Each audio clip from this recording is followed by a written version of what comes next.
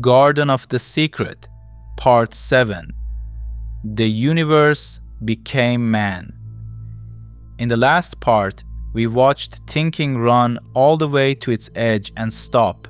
The mind simply can't reach the one who made it. But when the thinking stops, something opens.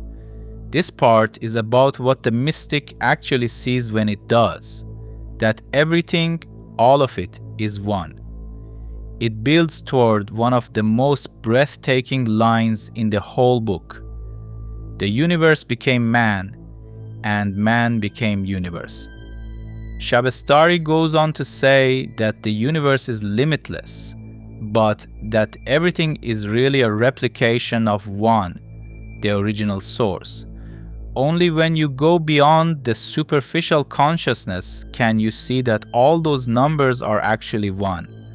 When you reach higher consciousness, you'll see that He, the universal spirit, God, is actually the seer, the seen, and the seeing. Everything is God. The Hindu Upanishads have many statements that are considered great pointers. One of them is Sarvam Khalvidam Brahma, which basically means truly, all this is God. The Sufis want to experience nothingness, to lose the illusory consciousness of individual existence, because only in that state can you awaken and realize that everything is Him, the universal spirit.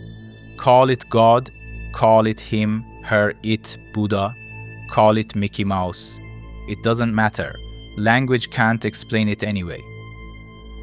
Another great statement from the Hindu Upanishad says, Tvam asi, thou art that. So not only is everything Him, but you are also Him or her. You and I don't really exist as separate individuals. We are all one spirit, experiencing itself as many. Now let's slow down and go through the rest of Shabestari's answer piece by piece. It's the deepest stretch of the whole chapter, and the pictures he paints are worth sitting with. Here's the engine under everything he's been saying. Nothingness, he says, is a mirror. God is the only real thing, pure being. He holds up nothingness like a clean mirror in front of himself, and everything you see, the whole universe, is just his reflection in it. The one never turns into many. It only looks like many the second it's reflected. The way one face becomes 1,000 faces in a room full of mirrors. Shabestari puts it this way. Non-existence is the mirror, the world the reflection, and man the eye of it, while the hidden one is the light within the eye. So why the mirror at all? There's a famous saying, I was a hidden treasure and I wanted to be known, so I made the world. That's the whole reason anything is here. God was hidden. He wanted to be seen. So he put his reflection into the empty mirror, and that reflection is you, me, and everything else. And here's the strange part. You're the eye inside the reflection, and he's the light inside your eye.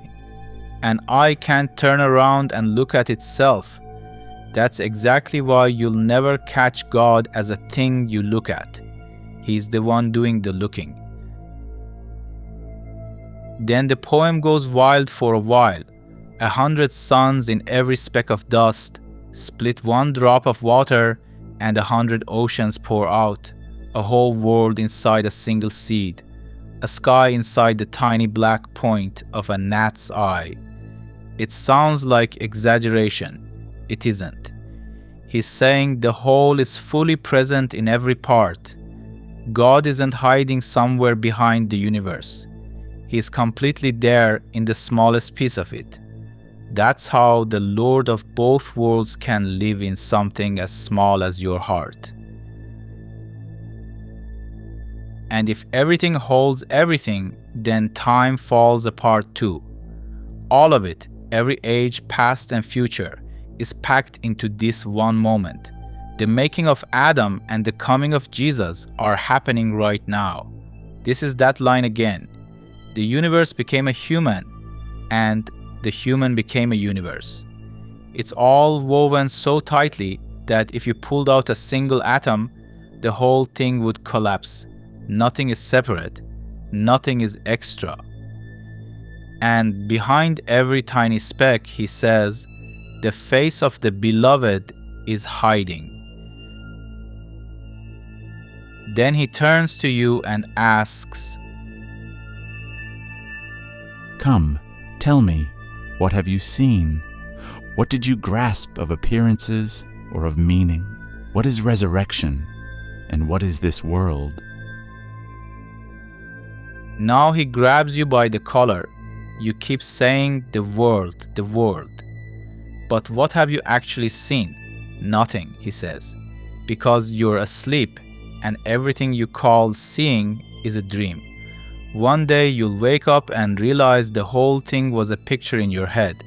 And when the real sun finally rises, all the little lights, sun, moon, stars, just vanish. One ray of it touches a mountain and the mountain breaks apart like colored wool. Then comes the call. Act now, while action is still within your power. When you no longer can, what use is knowing? What shall I say of the realm of the heart to you whose feet are sunk in the mire? The world is yours, yet you remain helpless. Has anyone ever seen one more deprived than you? So he pushes you hard. Do something now while you still can. What's the use of knowing if you never move? This is the message of spirituality and mysticism. Don't just be a philosopher. Work your way toward the ultimate every single day. Don't just sit reading scriptures and dwelling on your plight. Do something, even something small.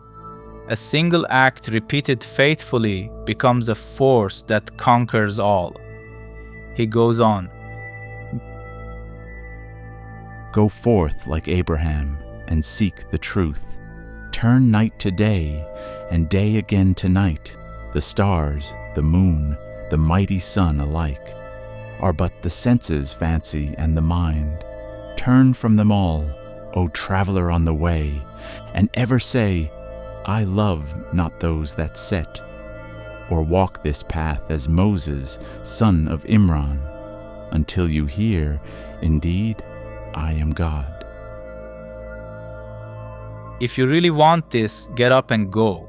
Whatever shows up on the road, keep walking past it. Don't stop and camp there. Don't wait around for company or an easy ride. Go a little crazy like Abraham. Seek the ultimate truth and don't settle. Or meditate like Moses until you reach the peak of your being and hear the inner voice. Indeed, I am God.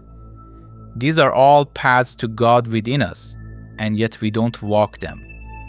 When Shabestari says to meditate like Moses until you hear the inner voice, this points to the path of yoga called the yoga of inner sound, where one meditates until he or she hears the most subtle sound of creation within and becomes united with it and free. And here is the heart of it. So long as the mountain of your own existence still remains, the cry of, show yourself to me, is answered only by, you shall not see me. In truth, the divine reality is amber, and your being but a straw. If your mountain still endures, what path remains for you? Should a single flash of divine manifestation strike the mountain of selfhood, that lowly mountain would become mere dust beneath the feet. By one ecstatic attraction, a beggar becomes a king. In but a moment, a mountain is reduced to a single straw. But here's the catch, and it's really the whole thing. As long as the mountain of your I is still standing there, your ego, your feeling of being a separate someone, the answer to "show me God" is always "you can't see me." You're like a tiny piece of metal. The truth is a magnet that would pull you right in. But if you insist on staying a mountain, there's no way through. The good news, let one flash of that light hit the mountain, and it crumbles to dust. In a second, a beggar becomes a king. So follow a real master, rise past both worlds, and you'll finally see everything the way it actually is. Then he gives one of the most beautiful pictures in the whole book.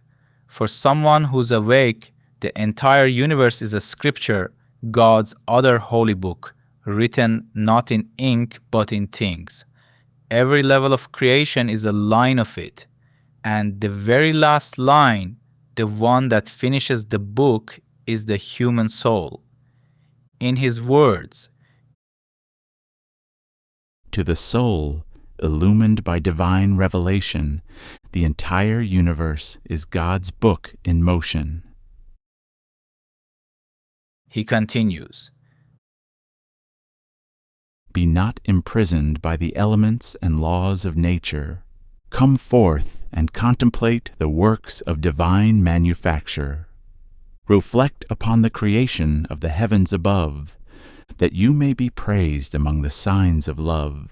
Look once and see how the mighty throne is spread, encompassing both worlds within its thread. Why is it called the throne of the all-merciful name? What link has it with the human heart's own frame? Why are they both in ceaseless motion, bound, never for a single moment, resting, still, or sound? he tells you not to stay stuck inside the physical world. Step back and look at the workmanship. Then he asks a quiet, surprising question. Why are God's great throne and the human heart both always moving, never still? Because the heart, he hints, is the center of that throne. Give it a day and a night, and your own self becomes the throne of God. He turns to the heavens. From him, why do these turning bodies move? Look well and see and seek to understand and prove. From east to west like a wheel they spin and flow. Unresting, without hunger, without sleep, they go. Each day and night the greatest turning sphere completes its circuit round the world held near, and from it too the other heavens all, within their turning spheres, do rise and fall. Here he walks you through the old map of the sky, the spinning spheres, the zodiac, the fixed stars, the 7 planets from Saturn down to the moon, all turning without rest like a giant water wheel. It's gorgeous, but that isn't really his point. His point is that this whole enormous machine turns because one hand keeps it turning. He even corrects the astrologer gently. Sure, the stars matter, but if you have no faith, you'll mistake the tool for the toolmaker. Behind the whole spinning sky, there's a single potter, and every single moment he's shaping a new pot out of water and clay. One maker, one workshop. And the stars themselves aren't gods. They rise and fall too, and even the heart of the sky is on fire, burning with longing for the one who made it. Even earth, water, air, and fire, 4 things that fight each other by nature, are made to get along, and out of them come rocks, plants, and animals. Each one is held by God in its own way. The rock pressed down, the plant pulled upward as if it were in love, the animal driven to keep its kind alive. All of them, whether they know it or not, are bowing to the same one and looking for him. A note for those who love astrology. No culture has ever produced a more accurate and sophisticated system of astrology than India, and yet all the enlightened masters of that land kept saying the same thing. It's true that the stars can show what is good and what is difficult on your life's path, but don't forget who created the stars and is running them. Don't think your destiny is in the hands of moving objects in the sky. It isn't, it's in God's hands. And the closer you get to God, the less significant your astrological chart becomes. Put another way, for a serious spiritual seeker, the chart no longer defines the destiny. God and Guru can change it. Shabestari goes on to say, O ignorant one, there is wisdom in the being of a gnat, and is there none in Mars or Saturn at that? But when you look into the root of this design, you see the heavens move by order divine. The astrologer, lacking the light of faith within, speaks only of effects from shapes and signs of spin. He sees not that this green turning sphere above is bound by God's command and will and love. and finally, in the end, it was the soul of man that appeared, and both worlds became a gift of his being. You were the reflection the angels worshipped, and so they were told to bow to you. You are the kernel of the world, and so you stand at its center. Know yourself, for you are the soul of the world.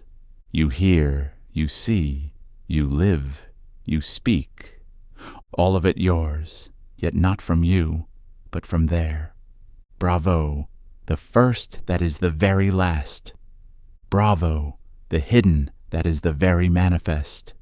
When thinking reaches its end, only wonder remains, and here the whole discussion of thought is sealed.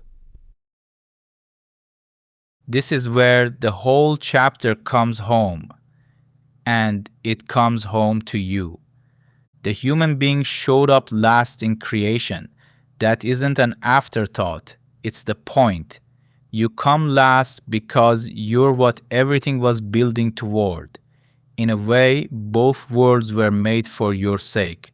Even your dark side has a job. Think of a mirror. Plain glass shows you nothing. It's the dark backing behind it that finally lets you see a face. Your flaws, your shadow. They're part of what lets the light actually show up. That's why the old story says the angels were told to bow to Adam. A human being is a reflection of the very one they were worshipping. You're the center of it all, and every soul is folded up inside you. So his whole message comes down to one line. Know yourself, because you are the soul of the world. And how does a God with no limits reach into this world? Through you. His power, his knowing, his will, they all show up through a human being. You see, you hear, you live, you speak. But none of it is really yours. It's all on loan from him. Even your own body is more than we can figure out. The doctors, he says, still get lost inside it. Every one of them admits he never reached the bottom. If we can't even finish mapping the body, what makes us so sure we've mapped God? So he ends right where he started. The first turns out to be the last. The hidden turns out to be the most obvious thing of all. You spend your days unsure about your own self, and maybe, he says, that's fine. Maybe it's better not to try to pin yourself down with your mind at all. Because when thinking goes all the way to the end, it doesn't hand you an answer. It hands you wonder. And right there, in that quiet not knowing, Shabestari closes the whole question of thought. There's more of this garden still to wander. If you'd like to walk it with me, subscribe. And share this with anyone whose heart is searching.